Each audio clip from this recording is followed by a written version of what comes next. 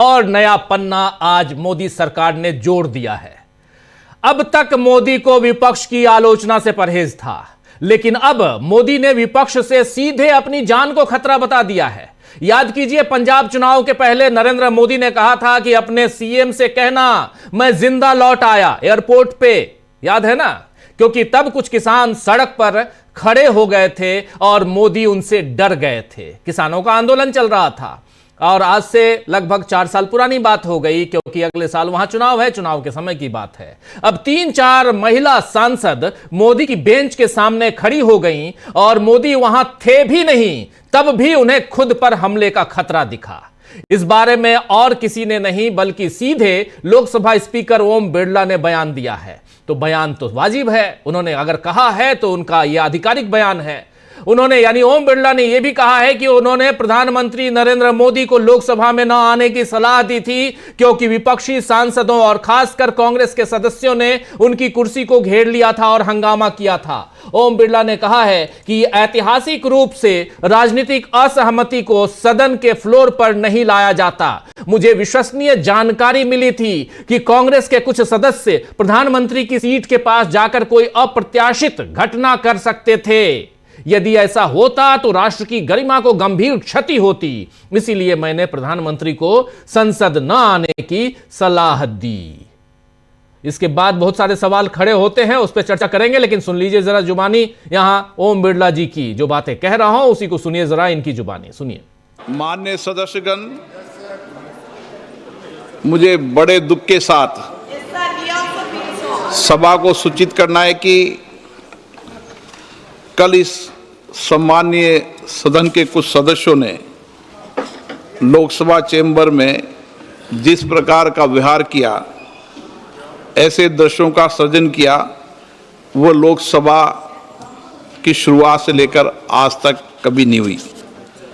हमारे संसदीय प्रणाली में सदन के सभापति का गरिमा में स्थान हमारे संविधान में ही सर्जित किया है। आज तक इतिहास रहा है कि राजनीतिक मतभेदों को कभी भी सदन के कार्यालय तक नहीं लाया गया। प्रतिपक्ष के सदस्यों ने जो व्यवहार अध्यक्ष के कार्यालय में किया, वो हमारी संसदीय परंपराओं के लिए न उचित था, और तो मैं कहूँगा कि वो एक ब्लैक स्पॉट की तरह था। हम सबको सदन सुचारू रूप से चलाने में सहयोग करना चाहिए। इसके बाद जब सदन के नेता को सम्मानीय महामहिम राष्ट्रपति के अभिभाषण पर जवाब देना था, तो मेरे पास पुख्ता ऐसी जानकारी आई कि कांग्रेस पार्टी के कई सदस्य माननीय प्रधानमंत्री जी के आसन पर पहुंचकर कोई भी अप्रत्याशित घटना कर सकते थे। ये दृश्य मैंने सदन में देखा भी सही। अगर ये घटना हो जाती तो ये अत्यंत अप्रिय दृश्य देश के लोकतांत्रिक परंपराओं को तार-तार कर देता।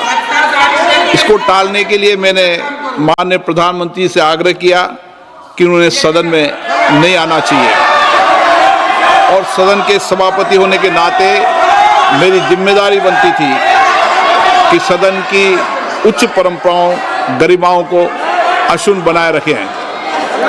सदन के नेता सदन में न बोले, ये सभा के लिए किसी प्रकार के लिए उचित नहीं है। सदन के नेता ने उपस्थित न रहकर मेरे आग्रह को मानकर सदन को अप्रिय दृश्य से बचाया। मैं माननीय प्रधानमंत्री जी को इसके लिए आभार व्यक्त करता हूं कि उन्होंने मेरे सुझाव को माना।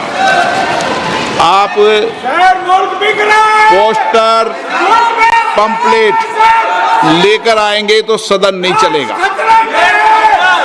आज भी नहीं चलेगा, कल भी नहीं चलेगा। सदन की परंपराओं, गरिमा, सभागृह की गरिमा परंपरा को रखो। कल की घटना देश ने देखी है, किस तरीके से महिला सदस्य वहां तक पहुंची है। ये कोई उचित नहीं था और ये सदन की गरिमा के अनुकूल भी नहीं था। आप सभागृह की गरिमा को गिराना चाहते हैं। आप अपनी तरफ रहें, उनकी तरफ रहें। भाषण शब्दों से आप आरोप प्रत्यारोप लगा सकते हैं, शब्दों से कोई भी बात भी कह सकते हैं, लेकिन आप इधर आसन में आकर जिस तरीके की घटना कर रहे हैं ये तो सुन रहे थे आप यहां साफ साफ अपनी बात रखते हुए सदन की गरिमा की दुहाई देते हुए ओम बिरला, और इसके बाद स्पीकर ने राष्ट्रपति के अभिभाषण पर धन्यवाद प्रस्ताव प्रधानमंत्री और नेता विपक्ष के भाषण के बिना ही पारित कर दिया। स्पीकर ने मोदी पर हमले की तैयारी को संसद के इतिहास में काला धब्बा करार दिया है। लेकिन असल बात जरा स्पीकर वाली जो इन्होंने जो पारित किया है वो भी सुनाता हूं आपको, जरा उस बाइट को भी ले आइए कि बिना ये भी एक संसदीय इतिहास में पहली बार हो रहा है कि विपक्ष का एक नेता सदन में खड़ा होकर कुछ नहीं कहा, नेता विपक्ष कुछ नहीं कहा, नेता सदन जो प्रधानमंत्री होते हैं उन्होंने कुछ नहीं कहा, लेकिन इस राष्ट्रपति के अभिभाषण पर जो चर्चा होती है, धन्यवाद प्रस्ताव पर चर्चा और उसके बाद उसका जवाब प्रधानमंत्री देते हैं लोकसभा और राज्यसभा में हालांकि उन्होंने दिया, लेकिन और उस पर भी चर्चा करेंगे, लेकिन लोकसभा में इसको पूरा इसी ढंग से पारित कर दिया गया। सुनिए, देखिए जरा। सदन में तख्तियां लेके आओगे और बैनर लेके आओगे तो सदन में बोलने नहीं दिया जाएगा। माननीय सदस्यगण, धन्यवाद प्रस्ताव पर सदस्यों ने अनेक संशोधन प्रस्तुत किए गए हैं। अब मैं सभी संशोधनों को एक साथ सभा के मतदान के लिए रखता हूं। प्रश्न है कि माननीय सदस्यों द्वारा प्रस्तुत सभी संशोधनों को स्वीकृत किया जाए। जो सदस्य इसके पक्ष में हाँ गए, जो सदस्य विरोध में ना गए, मेरे विचार में निर्णय ना वालों के पक्ष हुआ, ना वालों के पक्ष में हुआ, सभी संशोधन अस्वीकृत हुए। अब मैं राष्ट्रपति अभिभाषण पर धन्यवाद प्रस्ताव को सभा के मतदान के लिए रखता हूं।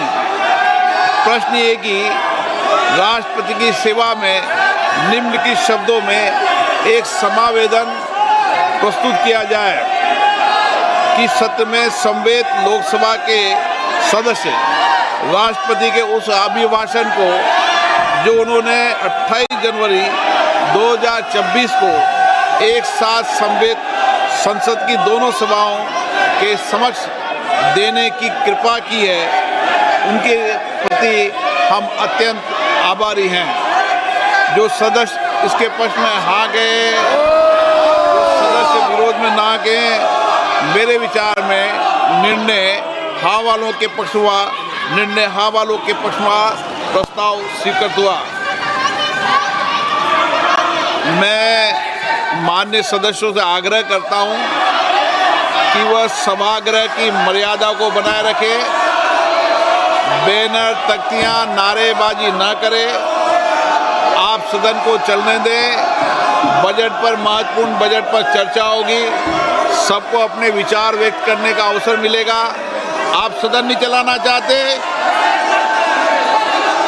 नारेबाजी करना चाहते हैं, सभागृह का अपमान करना चाहते हैं, सभा की कार्रवाई आज 2 बजे तक के लिए स्थगित की जाती है। तो सुन लिया यहां पे ये शुरुआत, यानी 12 बजे इन्होंने इसे पारित कर लिया और उसके बाद इसके लिए जो भूमिका बनी वो आगे बढ़ते हुए 2 बजे, 2 बजे के बाद 3 बजे और 3 बजे शुरुआत में जो आपने सुना वो 3 बजे का था, जिसमें इन्होंने साफ साफ विपक्ष के नेताओं को हमलावर बता दिया। स्पीकर ने मोदी पर हमले की तैयारी को संसद के इतिहास में काला धब्बा करार दिया है। लेकिन असल बात तो यह है कि यह काला धब्बा मोदी सरकार ने ही लगाया है। इस बारे में प्रियंका गांधी ने जो कुछ कहा है बाहर, जरा वो भी सुन लीजिए। Speaker is saying that yesterday what happened was disgraceful and shameful. What happened? What happened? The way women MPs were in front of the treasury bench and tried So the women MPs were standing in front of the treasury bench. So what? But there was a And strategy the to prime hurt minister, him. absolute lies. It is an absolute lie. There is no question of anybody raising any hands on the prime minister, trying to hurt him or any such thing.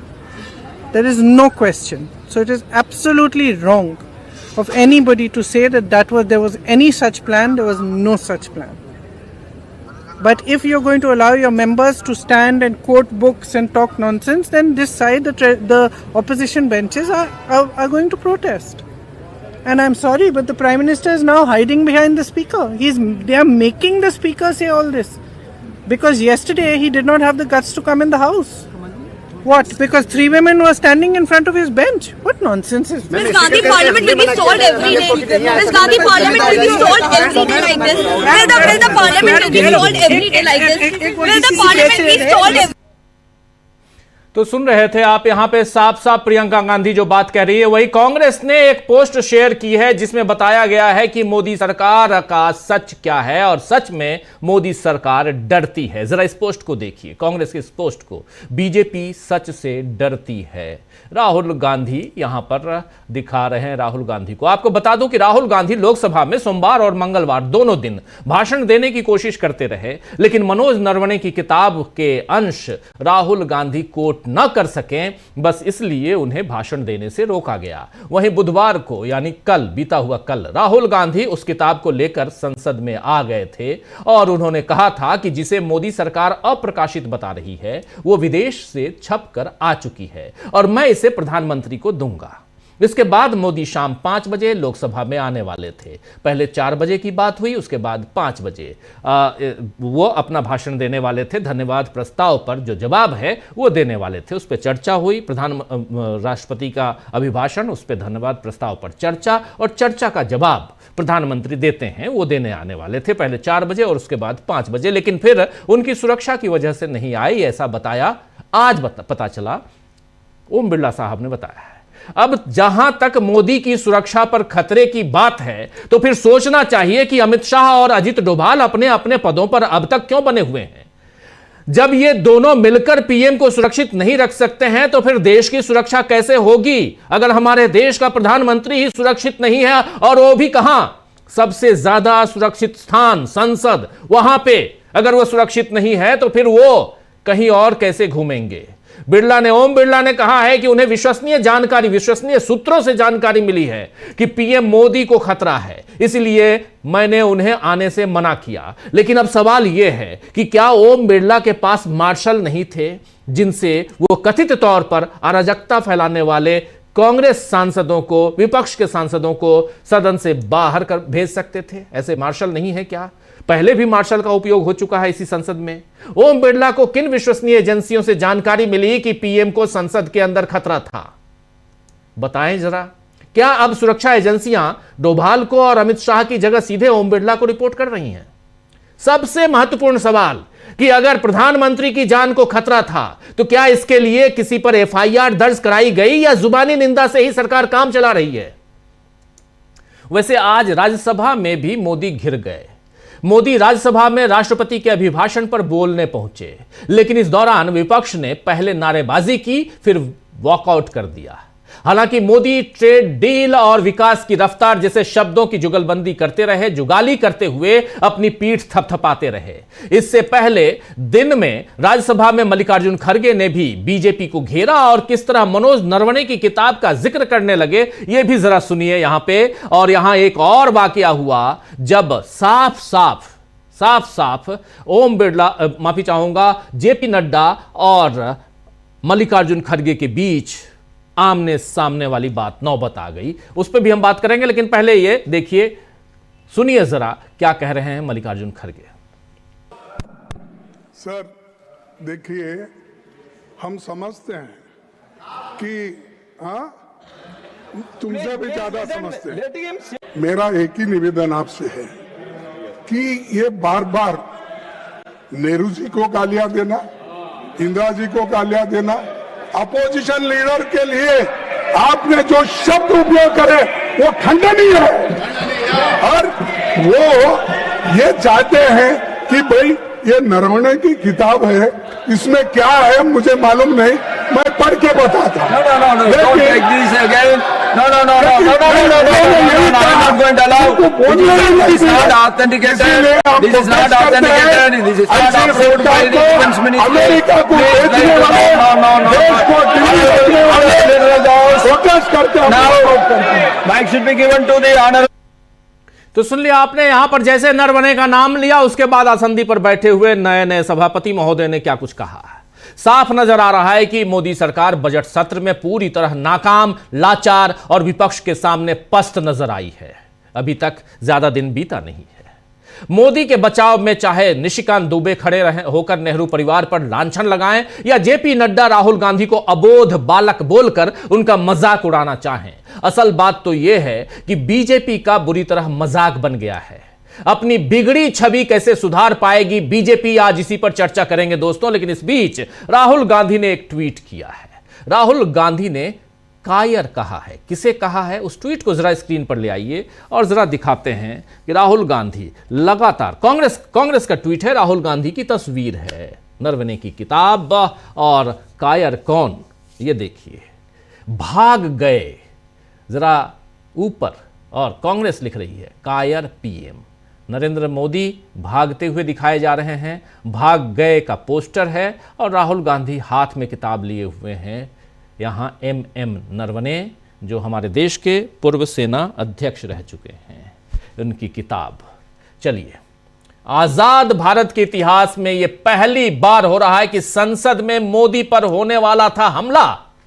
यह सवाल बड़ा सवाल है। इस सवाल के साथ बढ़ते हैं आगे। हमारे साथ कुछ वरिष्ठ साथी जुड़े हुए हैं, उनसे पहले आपका परिचय करवाता हूं, फिर आगे बढ़ते हैं। क्या सचमुच संसद में हमला होने वाला था? हमारे साथी शकील अख्तर जी बताएंगे। लेकिन तमाम हमारे साथी, यहां अंशु जी हमारे साथ हैं। अंशु जी आपका स्वागत करता हूं। अमलेंदु जी आपका स्वागत, प्रशांत जी आपका स्वागत, शकील जी एक बार फिर आपका स्वागत, और प्रेम कुमार जी आपका भी स्वागत करता हूं। स्वागत इस्तकबाल अब तमाम दोस्त साथी शुभचिंतक आप सबका, जो अब तक जुड़ चुके हैं उनका भी, जो जुड़ने वाले हैं इस कार्यक्रम में उनका भी। शकील जी क्या करवाते हैं आप? आपको भी बच के रहना होगा, संसद में जाते हैं आप और दोनों सदनों में आप जाते हैं, राज्यसभा भी लोकसभा भी। पूरी जिम्मेदारी देशबंधु टीवी लाइव की आपके ऊपर ही है। और क्या हो रहा है वहां पे? बहुत ही शर्मनाक। आज तक इतिहास में ऐसा कभी नहीं हुआ था। लोकसभा अध्यक्ष ने बोला, सूत्र इस्तेमाल नहीं किया उन्होंने शब्द, पुख्ता जानकारी मिली है।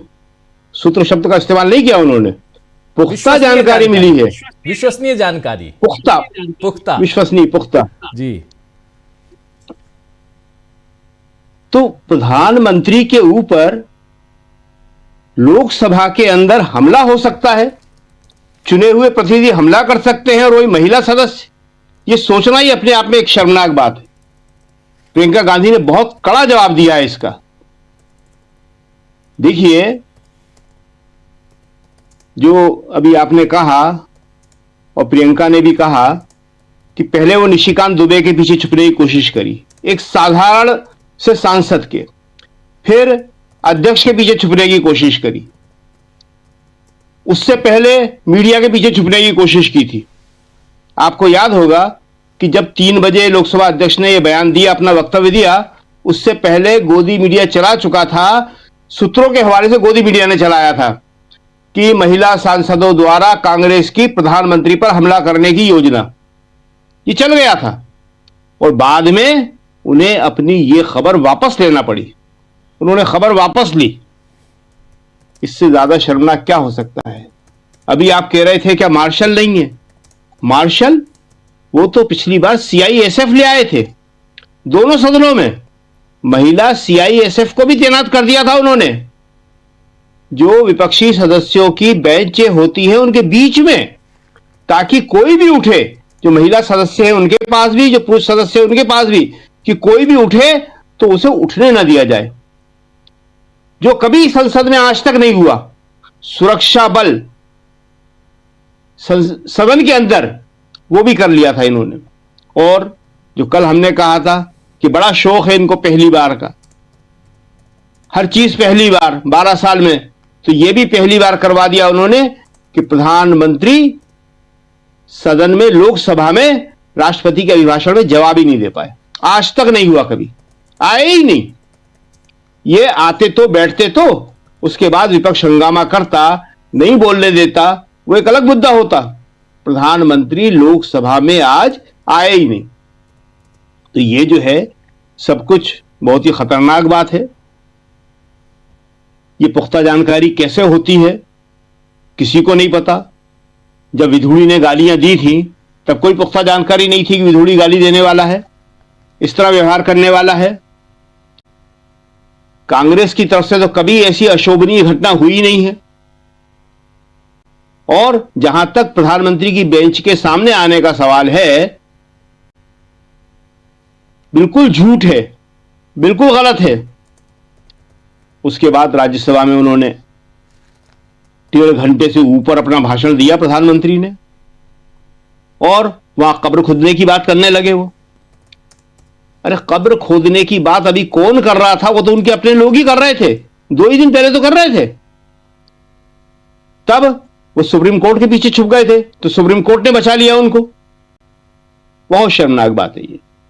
अभी आप बता रहे थे कि कांग्रेस ने रिलीज किया है, कांग्रेस ने एक और रिलीज किया है, वो शायद पवन खेड़ा ने बोला है वो, कि प्रधानमंत्री किस किस से डरते हैं?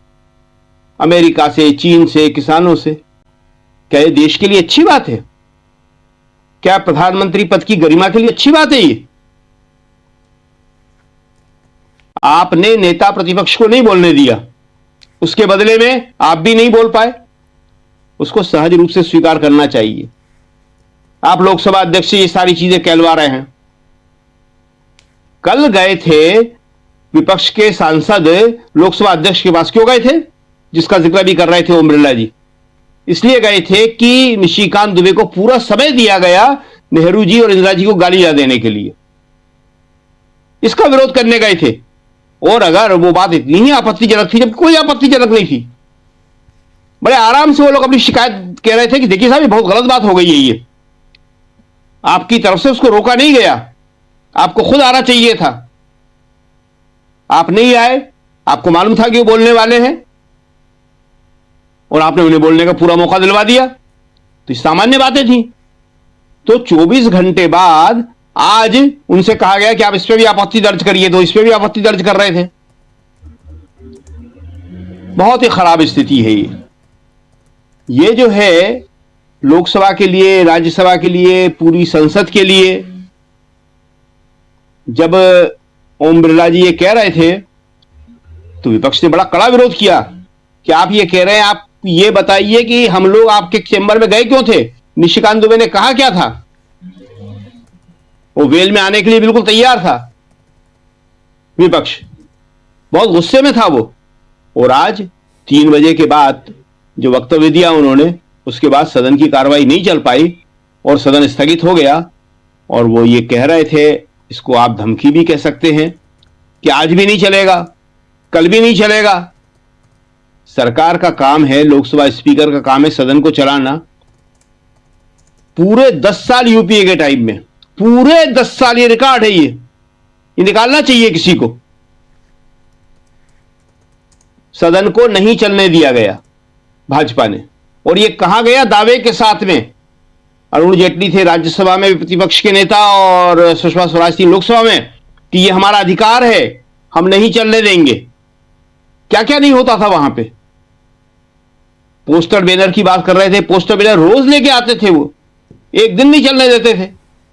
तो विपक्ष के पास कोई रास्ता नहीं था और विपक्ष ने तो कुछ कहा ही नहीं। वो तो कह रहा था कि सिर्फ हमारे प्रतिपक्ष का जो नेता है उसको आप बोलने दीजिए, और उसको आपने नहीं बोलने दिया। उसके बदले में उन्होंने प्रधानमंत्री को आपके नहीं बोलने दिया।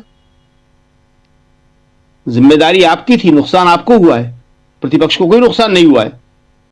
आज के बाद में जब नहीं बोल पाए प्रधानमंत्री और एक नई कहानी पेश कर दी गई कि प्रधानमंत्री को खतरा था, उसके बाद क्या होगा?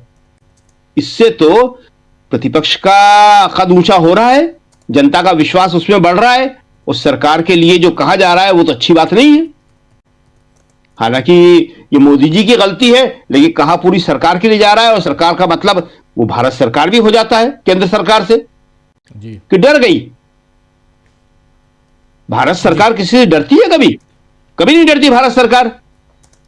केंद्र सरकार ने अपने डर को वहां ट्रांसफर कर दिया। तो आज का दिन जो है भारतीय लोकतंत्र के इतिहास में बहुत ही काले अक्षरों में दर्ज किया जाएगा। ओम बिरला जी अलग तरह का ब्लैक स्पॉट बता रहे थे। ब्लैक स्पॉट वो नहीं है, ब्लैक स्पॉट ये है कि आप विपक्ष की महिला सदस्यों के ऊपर लांछन लगा रहे हैं कि उनसे प्रधानमंत्री को खतरा था। कोई सवाल ही पैदा नहीं होता। रोज हम लोग देखते हैं कोई ऐसी महिला सांसद नहीं है, कभी नहीं है। वो ये भूल गए कि किस तरह एसएस आहलूवालिया इनकी पार्टी के बीजेपी के किस तरह विपक्ष की बेंचों की तरफ बढ़ते थे। जी बिल्कुल। और जब सत्ता पक्ष में थे सत्ता पक्ष की बेंचों की तरफ बढ़ते थे। कांग्रेस की तरफ से तो ऐसा कभी कोई बढ़ता नहीं है।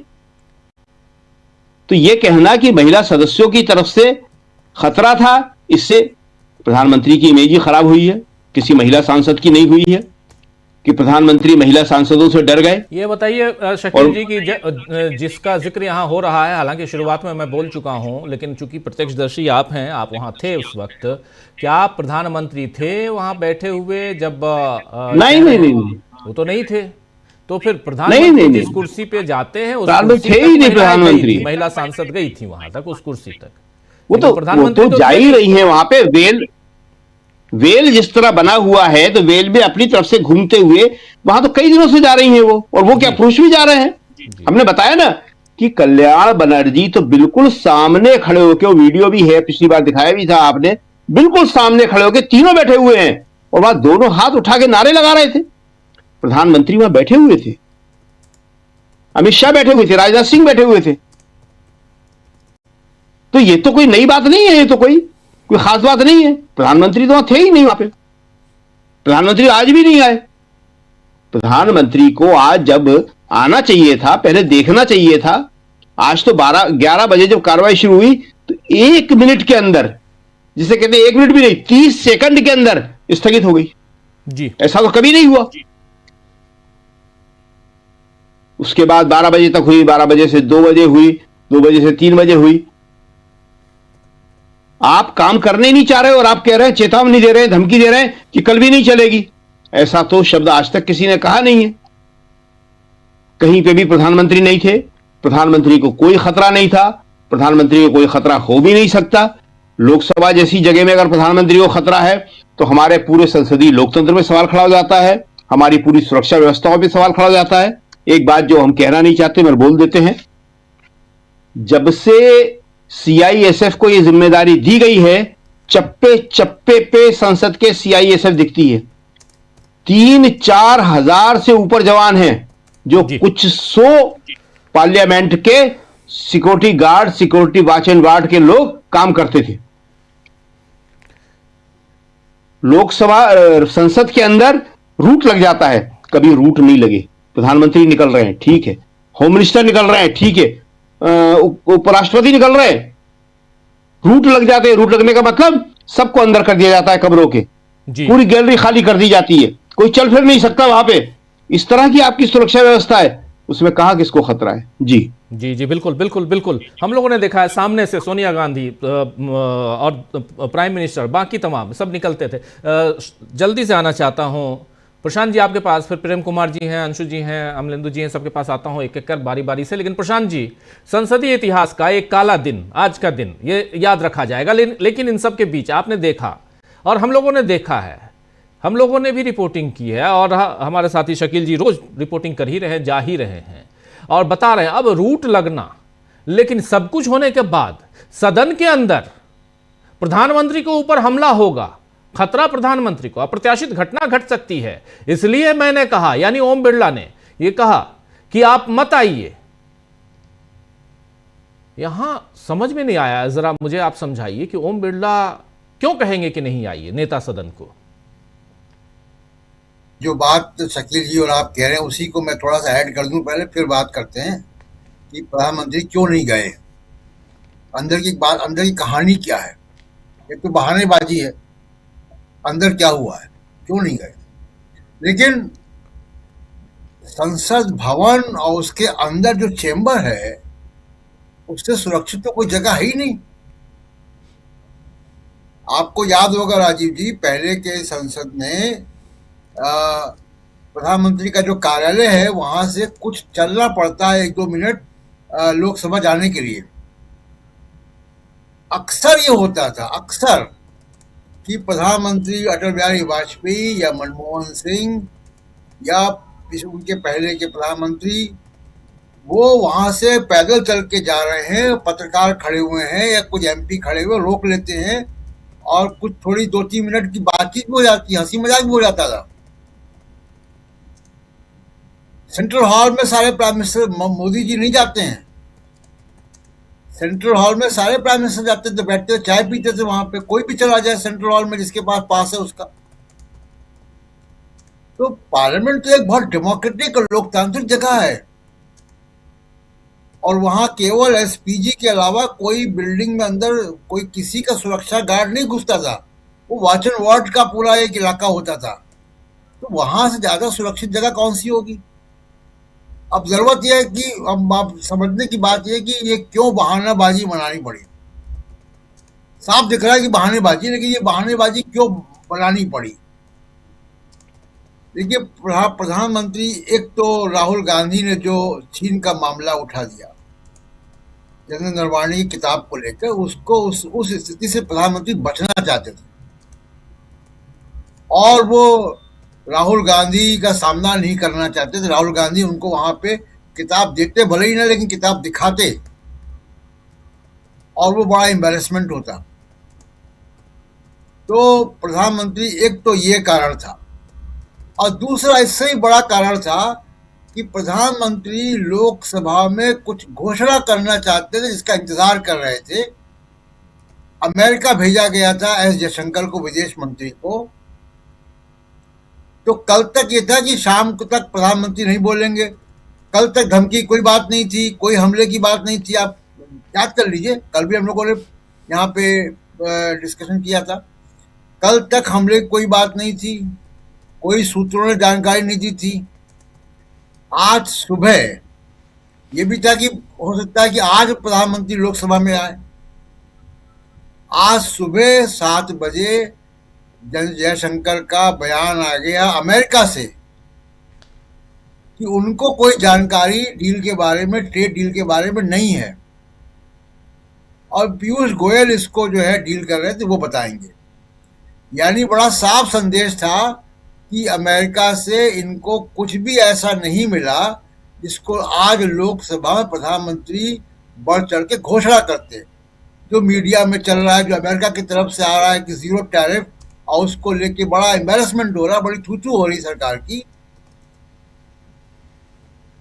प्रधानमंत्री को अमेरिका से कोई संकेत नहीं मिला कि लोकसभा में वो कोई बड़ा बात कर सके और जैसे जयशंकर का ये बयान आया उसके कुछ घंटों के बाद ये आने लगा कि प्रधानमंत्री आज लोकसभा में भी नहीं बोलेंगे, राज्यसभा में बोलेंगे।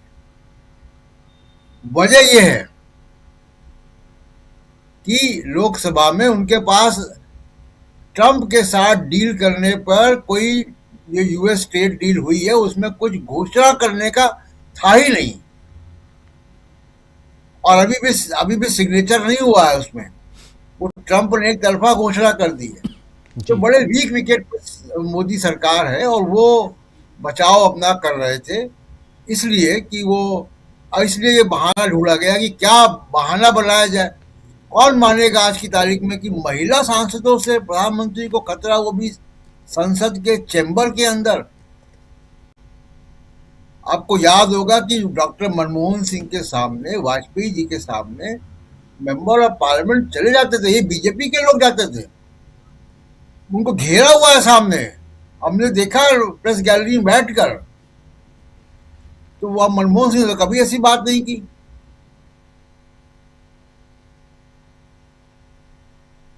जी प्रशांत जी का वीडियो शायद डाउन हो गया है, प्रशांत जी का, लेकिन कोई बात नहीं। यहाँ आना चाहता हूं, आप जल्दी से लगभग अपनी बात पूरी रख चुके हैं। जल्दी से प्रेम कुमार जी, फिर आता हूं अंशु जी आपके पास। प्रेम कुमार जी, आखिर ये खतरा और महिलाओं से, मैं इसलिए अंशु जी के पास बाद में आ रहा हूं क्योंकि आप सबसे जरा सुन लूं कि महिलाओं से कितना खतरा, और पुरुष हो या महिला हो कोई फर्क नहीं, सब बराबर हैं। लेकिन अंदर, और ये स्पेशली कहा जाना कि महिला सांसदों ने उनकी कुर्सी को घेर लिया था जहां बैठते हैं वो, और उसके बाद ये अपने आप में एक दुखद पहलू है। इसको दूसरे ढंग से सोचने की कोशिश करें हम लोग। जो कह रहे हैं यहां ओम बिरला जी कहने से पहले कम से कम 10 बार सोचे होंगे, सोच समझ के ही बयान दिए होंगे, वक्तव्य इनका आया होगा, सेक्रेटेरिएट से ये सारे बयान जो हैं वो अप्रूव हुए होंगे, प्रधानमंत्री भी अप्रूव किए होंगे, उसके बाद ये बयान आया है। शकील जी मुस्कुरा रहे हैं, ऐसे ही हुआ होगा शकील जी? तो वहीं से अप्रूव हुआ है, वहीं से कहा गया है, कोई सेक्रेटेरिएट या लोकसभा अध्यक्ष के यहां से कुछ नहीं हुआ है। ऊपर से आदेश आया है कि आपको ये बयान देना है 3 बजे, और वहीं से लिखा हुआ आया है और वही का वही उन्होंने पढ़ दिया है। लेकिन सवाल ये उठता है प्रेम कुमार जी कि क्या यहां पे अब ऐसी परिपाटी, अब इसका चलन बिल्कुल बढ़ते हुए हम देखेंगे, पहली बात। दूसरी बात, लेकिन ये सीधे आरोप, और वो भी जान के खतरा का, इसको कैसे आप निगल पा रहे हैं क्या? देखिए राजीव जी, आज का इन दिनों संसद में ऑथेंटिकेट शब्द का बहुत इस्तेमाल हुआ, और वो जो एक दिन पहले से चल रहा था कि नरेंद्र मोदी भाषण नहीं दिए, तो क्यों नहीं दिए, किसके डर से नहीं दिए, तो उस बात को आज स्पीकर ने ऑथेंटिकेट किया। जो कि महिलाएं उन पर हमला करने वाली थी, उनको पुख्ता सूचना मिल गई थी, और इसलिए उन्होंने मोदी जी से आग्रह किया, और इसलिए मोदी जी ने आग्रह मान लिया, और वो बहुत आभारी हैं कि मोदी जी ने आग्रह मान लिया कि उनकी जान को खतरा है, इसलिए वो भाषण ना दें। ये स्पीकर ने ऑथेंटिकेट किया आधिकारिक रूप से। तब वो खबर जो मीडिया में सूत्रों के हवाले से चल रही थी, जिसका वो खबर जो कि कहीं से पुख्ता ना हो पाई, ना कभी हो पाएगी, वो स्पीकर के ऑथेंटिकेशन से एक तरह से पुख्ता हुई है, यानी पुख्ता किया गया है, जबरन किया गया है। अब आपका प्रश्न है कि इसको हम देखें कैसे? मैं तो इस रूप में देखता हूं राजीव जी कि बीजेपी के थिंक टैंक ने जब ये देखा कि देश में ये मैसेज जा रहा है कि ये तो राहुल गांधी ने कह दिया कि नरेंद्र मोदी आज संसद में नहीं आएगा, नहीं बोलेगा, और वही हो रहा है, तो कहीं ये मैसेज ना चला जाए कि राहुल जो बोलता है वही सच होता है, राहुल से नरेंद्र मोदी डरते हैं, उनको महिलाओं से डरना मंजूर है, राहुल गांधी से डरना मंजूर नहीं है, ये मैसेज वो देना चाहते थे। राहुल गांधी से हम नहीं डरते हैं, हम तो महिलाओं से डरते हैं, हम तो संसद में डरते हैं, राहुल गांधी से नहीं डरते हैं। लेकिन आपने बहुत अच्छी बात कही कि कांग्रेस ने जो एक ट्वीट किया उसके हवाले से कि राहुल गांधी को, नरेंद्र मोदी को सच से डर लगता है। वास्तव में राहुल गांधी से थोड़े डर लगता है, राहुल गांधी ने अब नरवणे जी से थोड़े डर लगता है। नरवणे जी ने जो किताब में लिखा है, उस लिखी हुई बात जो कि सच है, उस सच से डर लगता है। उस सच को राहुल गांधी बोल न दे, इस बात से डर लगता है। तो इसलिए यहां पर महिलाएं हैं, अब महिलाओं से डर क्यों लगता है? नहीं, उनको डर इस बात से लगता है कि हम संसद में नहीं गए तो क्या स्पष्टीकरण दें। तो यहां पर महिलाओं को एक बनाया गया, एक घटना क्रिएट की गई जो घटना हुई नहीं, इस तरह से। अब इसको ऐसे देखिए कि स्पीकर, ये वही स्पीकर हैं जो राहुल गांधी को बोलने नहीं देते हैं, और ये वही स्पीकर हैं जो नरेंद्र मोदी को भी बोलने नहीं देते हैं। लेकिन इन दोनों बातों में क्या फर्क है? दोनों बातों में एक कॉमन बात है कि वो नरेंद्र मोदी के प्रोटेक्शन में खड़े हैं। नरेंद्र मोदी के प्रोटेक्शन में वो राहुल गांधी को रोक रहे हैं, मत बोलिए, उनकी पोल खुल जाएगी। और नरेंद्र मोदी के प्रोटेक्शन में वो कह रहे हैं कि मत आइए, परसेप्शन जो है बिगड़ जाएगा, आप राहुल गांधी के को फेस करेंगे, जो स्थिति होगी। यानी एक सिक्खा बुद्धि मिली भगत भी है, ऐसा नहीं कि स्पीकर ने ये प्लांट किया, स्पीकर से तो कहवाया गया, वो स्पीकर ने कहा है। तो देश के लिए जो शर्मनाक बात, जो ऐतिहासिक रूप से काला अध्याय जो कहा जा रहा है, वो क्या है? वो है संसद में स्पीकर का व्यवहार। संसद चलेगी तो कैसे चलेगी? देखिए, किसी संसद में किसी सदस्य का व्यवहार नियम के विरुद्ध हो सकता है, होता रहा है। वो नियम से परे बोल सकता है, निशिकांत दुबे कुछ भी बोल सकता है, या कोई ओए कटुए भी बोल सकता है, उस तरह से वो घटनाएं घटती हैं। लेकिन वो घटना होती है व्यक्ति परख, लेकिन उसको रोकने वाली जो नियामक संस्था है, जो पीठ है, जो आसन है, वो अगर लाचार हो जाए, उस व्यक्ति के सामने बेबस हो जाए, वो व्यक्ति हावी हो जाए जो गलत कर रहा है, तब ये बात चिंताजनक होती है। अब जिस नियम के तहत आप राहुल गांधी को बोलने नहीं देते हैं, उसी नियम के रहते आप निशिकांत दुबे को पूरा खुल्लम खुल्ला गाली गलौज करने भी देते हैं। तो नियम जो सबसे बड़ा होता है, नियम का रक्षक, उसकी जिम्मेदारी सबसे बड़ी होती है आसन की। वो आसन ही कॉम्प्रोमाइज हो गया तो इसका मतलब है कि व्यवस्था अव्यवस्था में बदल गई। इसी कारण से इसको काला अध्याय बोला जा रहा है। अब एक नरेंद्र मोदी ने जो आज भाषण दिया राज्यसभा में, उस भाषण में भी उन्होंने जो, क्या बहुत संक्षेप में बोलूंगा, ज्यादा नहीं, कि उस भाषण को हम चुनावी भाषण बोले तो ज्यादा गलत नहीं होगा। उन्होंने बंगाल में कहा कि घुसपैठिया की बात उठाई, उन्होंने असम से कहा कि कांग्रेस असम का अपमान करती है, उन्होंने कहा कि कांग्रेस सिखों का अपमान करती है, और उन्होंने ये भी कहा कि स्पीकर दलित हैं तो दलितों का अपमान कर दिया कांग्रेस ने। जब वो संसद में बात चल रही थी, स्पीकर चूंकि राष्ट्रपति चूंकि आदिवासी हैं तो कांग्रेस ने आदिवासियों का अपमान कर दिया। यानी यहां वो वोट बैंक देख रहे हैं, यहां वो रीजन देख रहे हैं, और यहां वो सिखों के खिलाफ कांग्रेस को खड़ा करते हुए भी देख रहे हैं। वहां भी पंजाब में भी चुनाव आने वाला है, तो ये एक चुनावी भाषण उन्होंने दिया। उसके बाद 2-2 किलो गाली सुनने वाली बात, या फिर कब्र खुदेगी वाली बात, ये सब तो उनकी आदत में शुमार हो गया है, रोना धोना। वो कोई नई बात नहीं। तो कब्र वही खोद रहे थे जो उनके समर्थक हैं, जो जिंदगी भर बीजेपी को जिन्होंने वोट दिए हैं, वो लोग कब्र तो वही खोद रहे थे। ये मोदी जी को समझ में नहीं आ रही है बात। कब्र जेएनयू के छात्र थोड़ी खोद रहे थे इस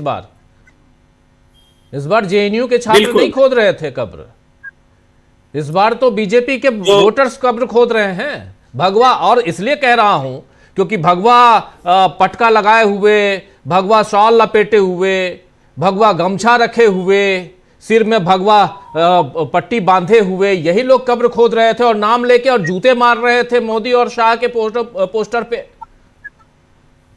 और अभी भी वो शांत नहीं है। सुप्रीम कोर्ट ने थोड़ा सा बचाया हुआ है, थोड़ी सी राहत दी है सुप्रीम कोर्ट ने, बस। जी, आपकी बात को लें तो वास्तव में राहुल गांधी ने भाषण दे करके जो नरेंद्र मोदी की पोल खोलना चाहा था, नरेंद्र मोदी ने अपने भाषण से भी अपनी पोल खोली है। वो सवर्ण तबका, वो वोटर जो हमेशा उनके साथ रहता था, वो आज कब्र खुदेगी उनके नाम से बोल रहा है, नारे लगा रहा है। और आपने ठीक जिक्र किया, वो यूजीसी वाला जो नियमावली थी, उसके विरुद्ध जो उस मामले में जो सुप्रीम कोर्ट ने व्यवस्था दी, उसके कारण उनको राहत मिली, लेकिन उसका वो जिक्र कर रहे हैं, वो रो रहे हैं।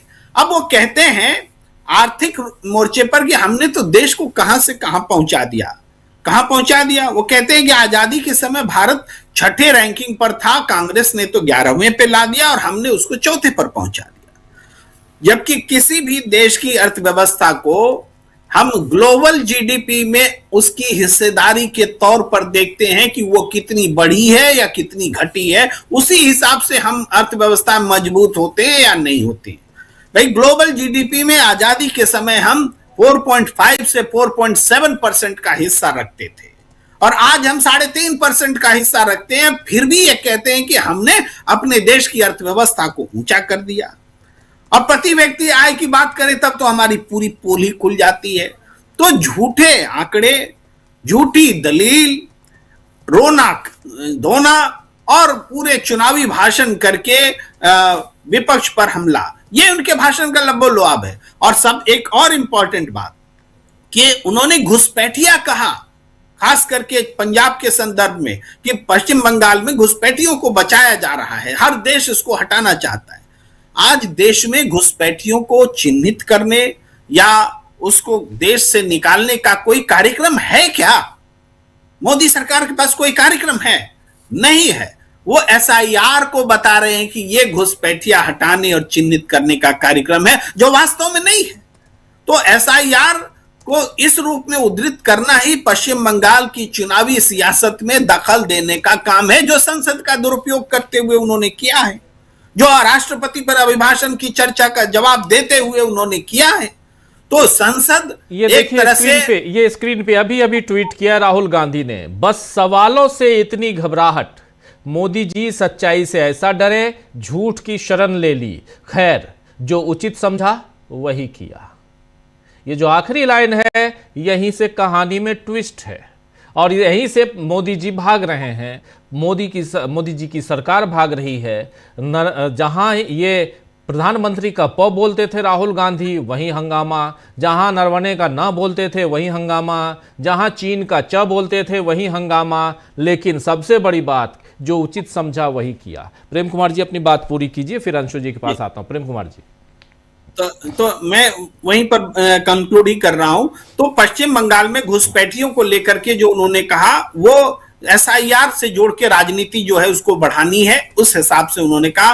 और अभी जो उचित समझा वो किया, वो वास्तव में वो वही बात है जो नरवणे जी की किताब में है, जो नरेंद्र मोदी की भाषा है, उसको ही राहुल गांधी ने पलट कर दिया है। और ये जो झूठ की शरण ले ली जो बात है, वो झूठ महिलाओं से जो डर लगा है वही झूठ के बारे में इशारा है। और सच्चाई से वो डर रहे हैं। राहुल गांधी कह रहे हैं आप सच्चाई से डर रहे हैं, वो सच्चाई जो राहुल गांधी लाने वाले थे और झूठ की शरण ली है, यानी महिलाओं से खतरा का जो झूठ है, झूठा आडंबर है, उसकी शरण ली है। और सवालों से आप डर रहे हैं, इस बात को राहुल गांधी ने 4 लाइन में पूरी राजनीतिक तस्वीर रख दी है।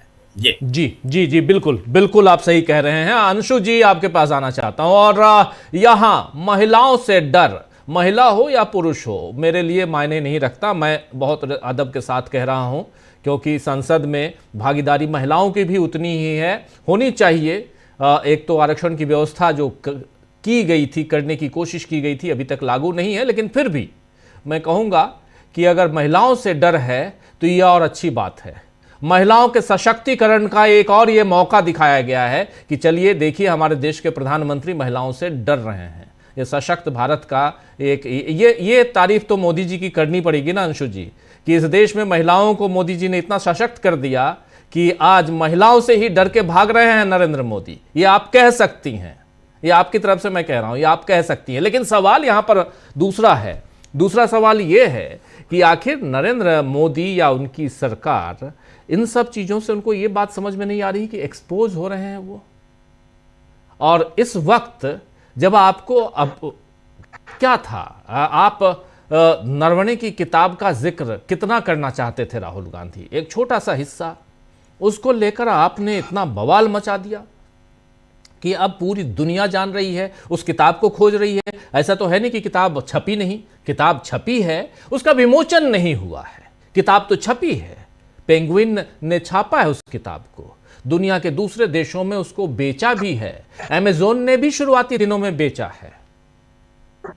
इसलिए यहां आपको क्या लगता है कि क्या एक जो रेस्पेक्ट है प्रधानमंत्री की कुर्सी का, अब वो भी जा रहा है? ये सवाल पूछूं तो कैसे कहेंगे इसको आप? बिल्कुल, ये जो पूरा प्रकरण हुआ है वो केवल, जिसे कहा जाए कि सरकार के शीर्ष पर हैं प्रधानमंत्री, जो कहा जाए कि पूरी सरकार को रिप्रेजेंट करते हैं पार्लियामेंट में, उनकी एक भय को, उनकी कायरता को और सच्चाई का सामना न करने की जो एक भीरू प्रवृत्ति है, डरने की प्रवृत्ति है, को दर्शाता है।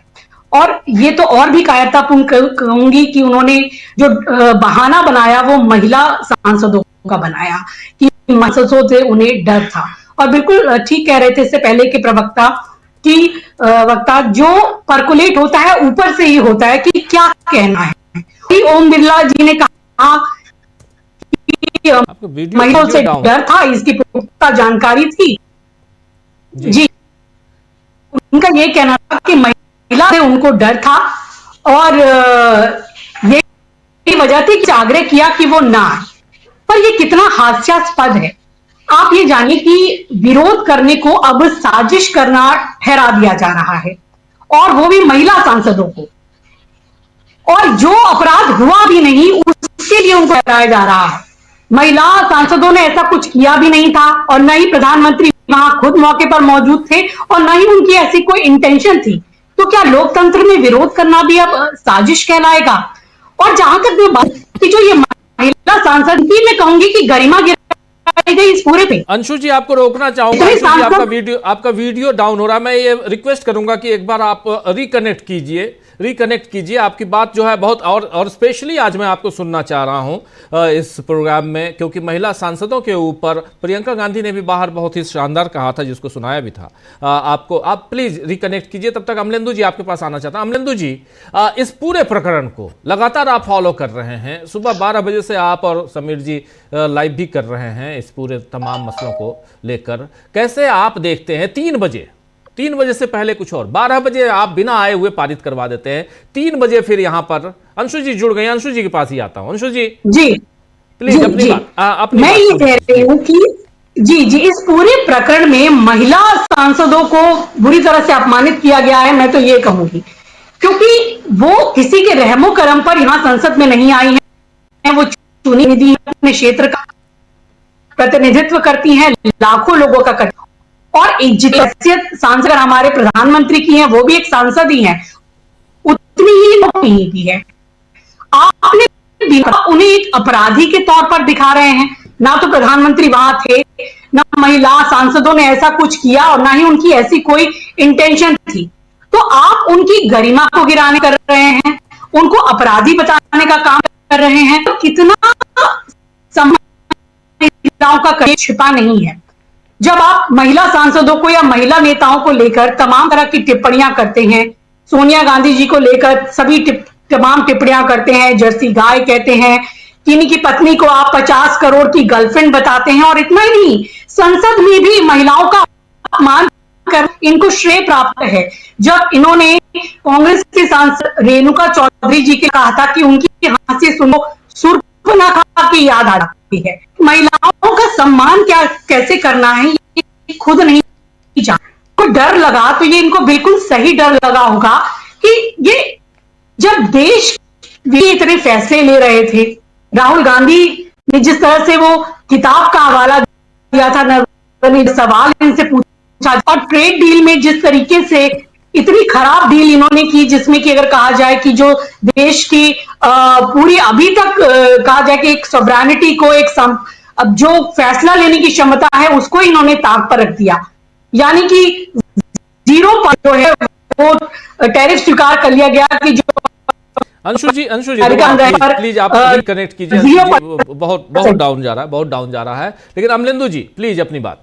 अमलेंदु जी देखिए राजीव जी, एक तो आज प्रधानमंत्री जिस तरह से भागे हैं सदन से, तो एक तो ये मालूम पड़ गया ये 56 इंच का सीना और एक अकेला सब पर भारी, ये फर्जी बातें थी। उस पर मोदी जी ने आज अपना मोहर लगा दिया कि मोदी जी वास्तव में जुमलेबाजी करते हैं, जुमलेबाजी थी।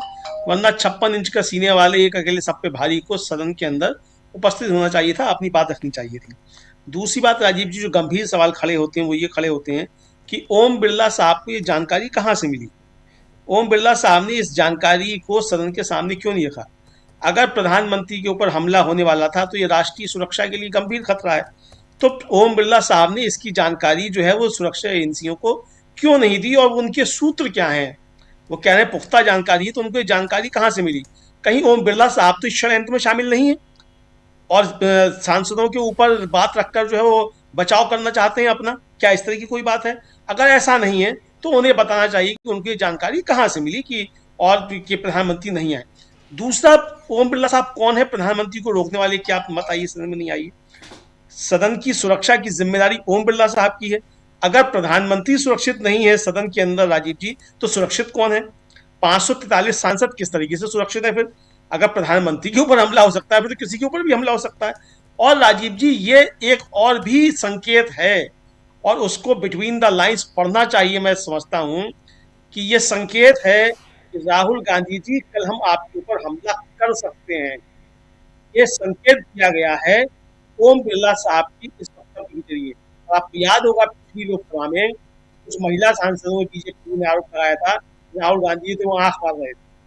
बाद में वो जो थे फर्जी निकली बातें, वो वाले गए थे सीसीटीवी कैमरे, वो सारी बातें। आपकी आवाज थोड़ी दब रही है, थोड़ा आगे आ जाइए जी। जी, तो ये राजीव जी इसका मतलब साफ तौर पर ये एक संकेत भी है कि राहुल गांधी जी आपके ऊपर भी हम हमला कर सकते हैं, आप तैयार रहिएगा। ये एक संकेत जो दिया गया है। कल जिस तरीके से निशिकांत दुबे ने अशोभनीय शब्दों का इस्तेमाल किया, आसंदी की तरफ से उनको रोका नहीं गया और वो अपनी सारी बातें कहते रहे, उससे ये साफ तौर पर संकेत दे दिया गया कि हाँ अब सत्ता पक्ष जो है वो सदन के अंदर ये सब कर सकता है। तो मुझे लगता है कि उसकी एक पूर्व पीठिका जो है वो तैयार की गई है कि कल जो है सदन के अंदर विपक्षी सांसदों के ऊपर बीजेपी के सदस्य जो हैं वो हमला करें। मुझे लगता है कि इस तरीके की एक भूमिका तैयार की जा रही है। अगर ऐसा नहीं हो, मैं चाहता हूं कि ऐसा ना भी हो, ये जो है इस तरह की चीज ना हो, और लेकिन अगर ऐसा कुछ है तो ये वास्तव में बहुत ज्यादा शर्म की बात होगी। लेकिन पूरी दुनिया के सामने आज भारत को बेइज्जत करा दिया है ओम बिरला ने लोकसभा के अंदर इस तरह की बातें करके। चूंकि ये ओम बिरला साहब जो बोल रहे थे वो केवल राजीव जी संसद नहीं सुन रही थी, वो केवल देश नहीं सुन रहा था, ये पूरी दुनिया सुन रही है कि इतना कमजोर प्रधानमंत्री जो संसद से भाग जाता है, सांसदों का सामना नहीं कर पाता, वो सदन में नहीं आने के लिए क्या बहाना बनाता है। और राजीव जी महिला सांसदों की सारी दुनिया में जो है बेइज्जती करवाई है ओम बिरला ने। मुझे लगता है कि विपक्ष की जो महिला सांसद हैं उनको एक अब वास्तव में ओम बिरला के खिलाफ लेकर आना चाहिए प्रस्ताव कि इन्होंने अपमान किया और उस पर वोटिंग हो, उस पर चर्चा कराई जाए। वरना ओम बिरला साहब जो हैं ऑथेंटिकेट करें कि उनको कहां से जानकारी मिली कोई हमला करने वाला है। जब आप सबसे कह रहे हैं कि ऑथेंटिकेट कीजिए, तो आप अगर कोई बात सदन के अंदर रख रहे हैं तो आप कैसे बिना ऑथेंटिकेट किए हुए निकल जाएंगे? सदन में आप स्पीकर हैं तो इसका मतलब ये नहीं है कि आप अनऑथेंटिकेट कुछ भी बोलकर निकल जाएंगे। अगर आप संसद के सदस्यों से कह रहे हैं कि ऑथेंटिकेट कीजिए, तो ऑथेंटिकेट तो बिरला साहब आपको भी करना पड़ेगा। और ज्ञानेश कुमार जी के शब्दों में कहें तो या तो हलफनामा देना होगा या राष्ट्र से माफी मांगनी होगी, तीसरा कोई विकल्प नहीं है ओम बिरला साहब। जी जी, ऑथेंटिकेट करना पड़ेगा, वरना राष्ट्र से माफी मांगनी पड़ेगी।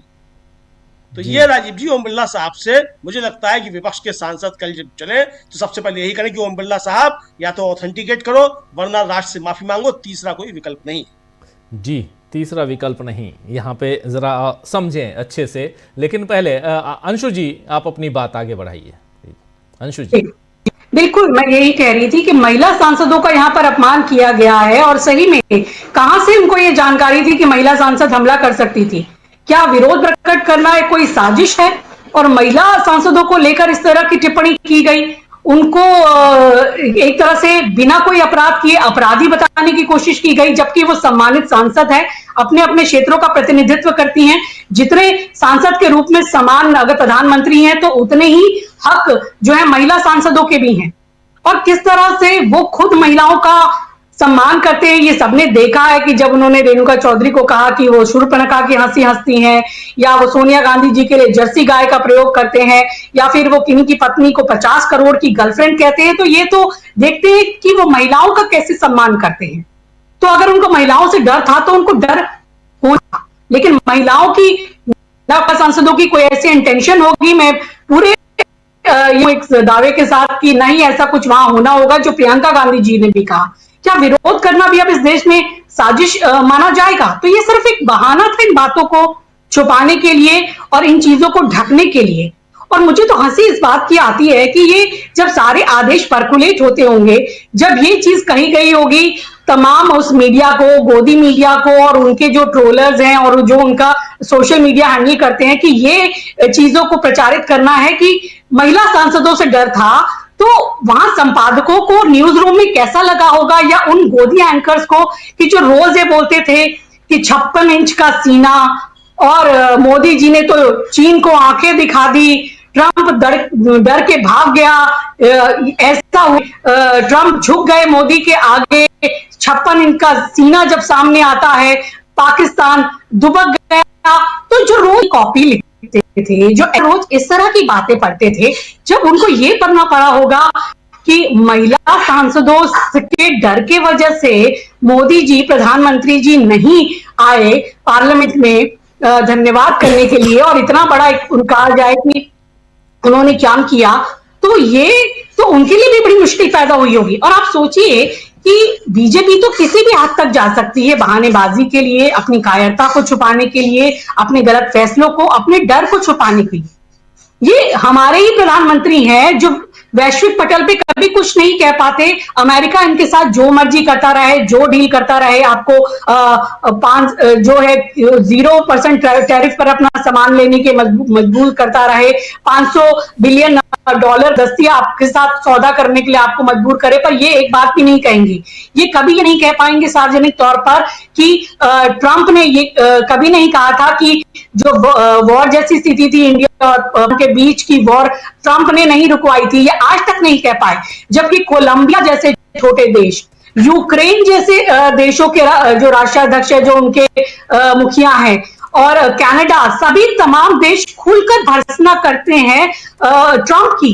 तो जो हमारे प्रधानमंत्री जी हैं, जो महामानव हैं, जो विश्व गुरु हैं, जो नॉन बायोलॉजिकल है, जिनका 56 इंच का सीना है, जो किसी से नहीं डरते, जिनसे पूरा विश्व थर-थर कांपता है, जिनकी पूजा की जाती है, तो वो क्यों नहीं कभी ट्रंप को ये सामने से सार्वजनिक तौर पर कि आप ये कैसे कह रहे हैं कि आपने वॉर रुकवा दी, या आप सारे हमारे फैसले कैसे लेंगे? हमको तो कुछ बोलने का मौका ही नहीं देते हैं। ट्रंप साहब ही भारत की तरफ से सभी फैसले ले लेते हैं, वही वॉर रुकवाते हैं, वही डील फिक्स करते हैं, डील में क्या होगा वही बताते हैं, और हमारे प्रधानमंत्री कुछ नहीं बोल पाते हैं। तो ये तो पूरी दुनिया देख रही है कि कौन डरा हुआ है। जब कोलंबिया जैसे देश के नेता ट्रंप को कह देते हैं, और बहुत टिप्पणियां उन्होंने की थी एक्स पर, और जिसको लेकर बाद में ट्रंप ने भी कहा कि उन्होंने बहुत मेरा अपमान किया था, लेकिन हमारे प्रधानमंत्री इतने बड़ी डेमोक्रेसी के मुखिया होकर वो अपने देश के जनता के हितों को इस तरीके से दरकिनार करते हुए डर डर के ये जो शर्तें थोपी जाती हैं वो करते हैं। अमेरिका कहता है चाह बाहर छोड़ दो, हम चाह बाहर छोड़ देते हैं। वो कहता है ये डील मान लो, हम वो डील मान लेते हैं। वो कहता है रशिया से तेल मत खरीदो, हम तेल नहीं खरीदते हैं। हम जी हजूर बन के खड़े रहते हैं। तो अगर महिलाओं से भी डर रहे हैं तो बड़ी अच्छी बात है। और ये वही बीजेपी है जिसने पिछले साल राहुल गांधी पर, अगर आपको याद होगा, कि किस तरीके से धक्का मुक्की का आरोप लगाया था।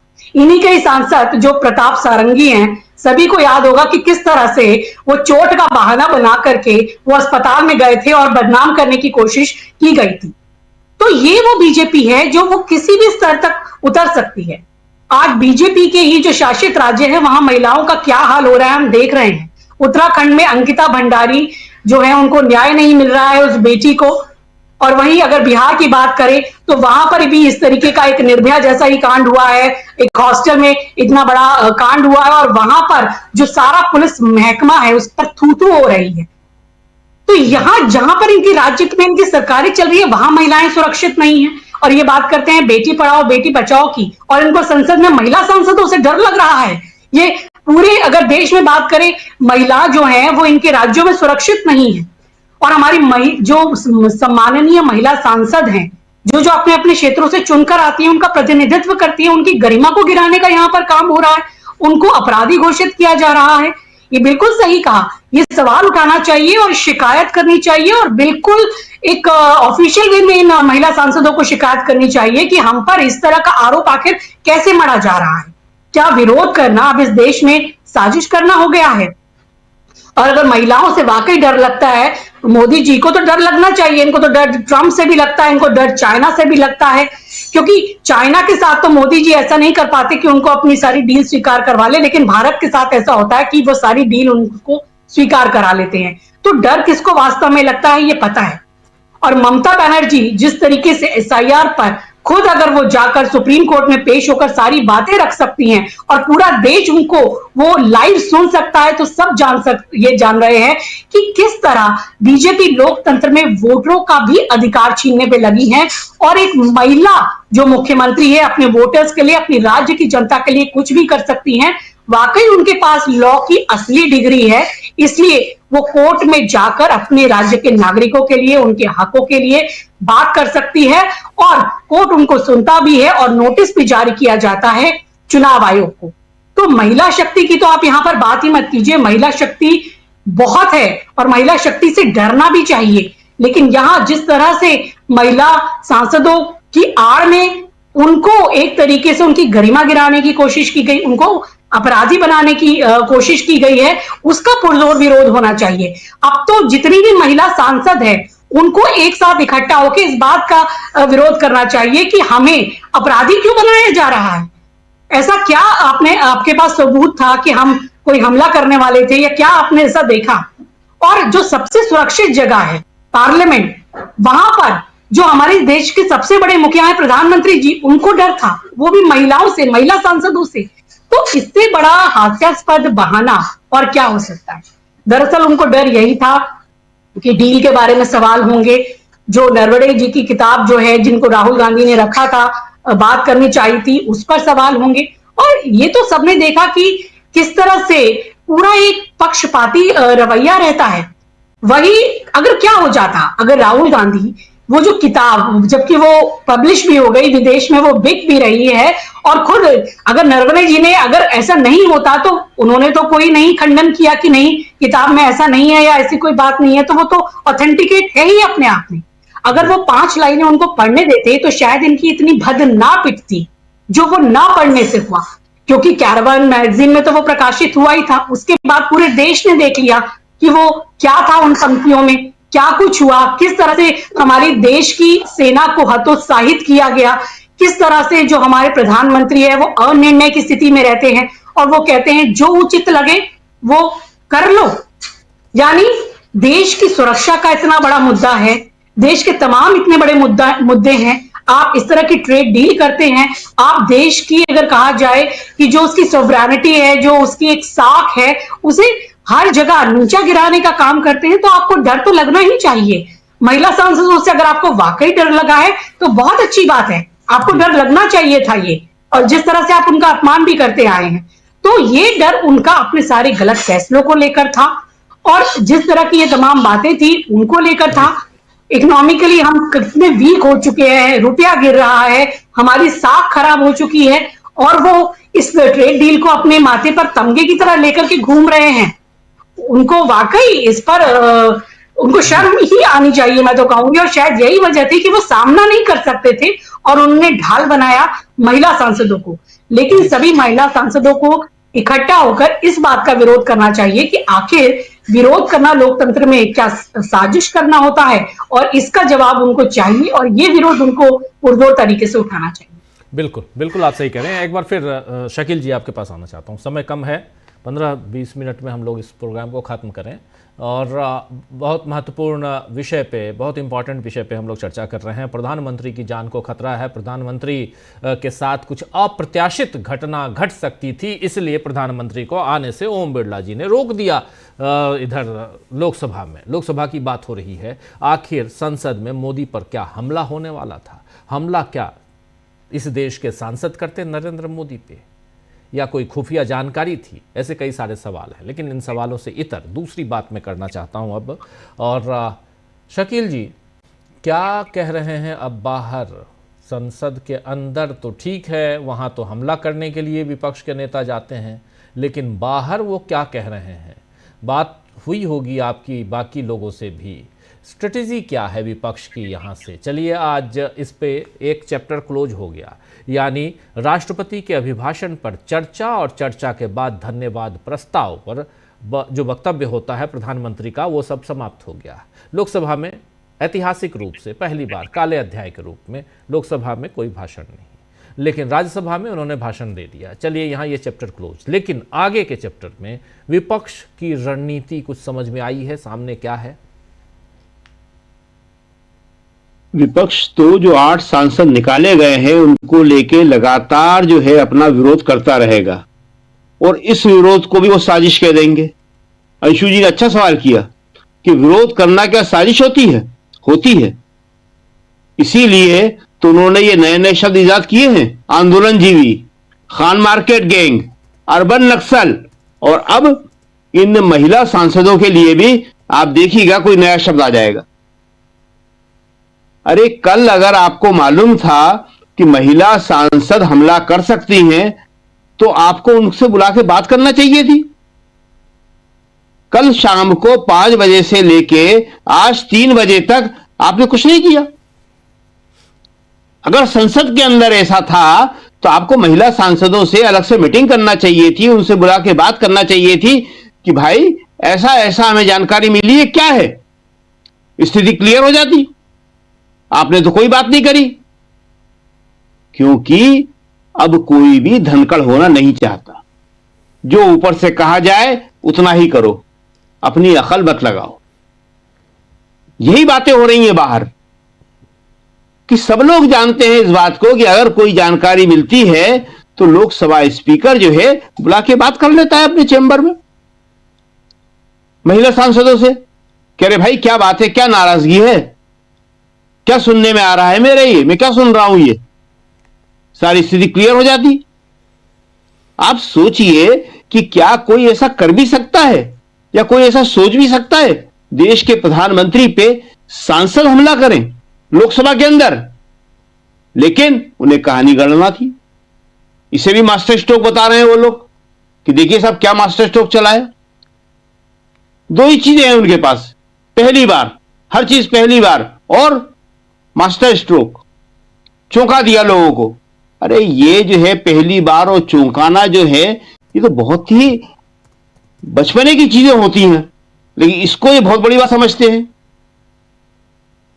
तो ये जो है महिला सांसदों के लिए जो इन्होंने कहा है वो निश्चित रूप से आगे बहुत दूर तक जाएगा। कांग्रेस और पूरा विपक्ष अब बिल्कुल एक है, वो इस मुद्दे को छोड़ेगा नहीं। और अब बजट पे चर्चा शुरू होगी तो बजट पे चर्चा होगी तब भी यही बातें होंगी। राहुल इस बात को छोड़ने वाले नहीं हैं कि नरवणे ने अपनी किताब में क्या लिखा है। अभी आपने देखा ट्वीट में वही लिखा है उन्होंने कि जो उचित समझा वो किया। प्रधानमंत्री का काम है निर्णय लेना जी, वो निर्णय को दूसरों के ऊपर छोड़ नहीं सकते। उन्हें निर्णय लेना था कि अगर महिला सांसदों ने ऐसा साजिश रची है तो उन्हें खुद बात करना चाहिए थी प्रधानमंत्री को। प्रधानमंत्री सदन के नेता हैं, पूरे सदन के नेता कहलाते हैं वो, उन्हें बात करना चाहिए थी, लोकसभा अध्यक्ष को बात करना चाहिए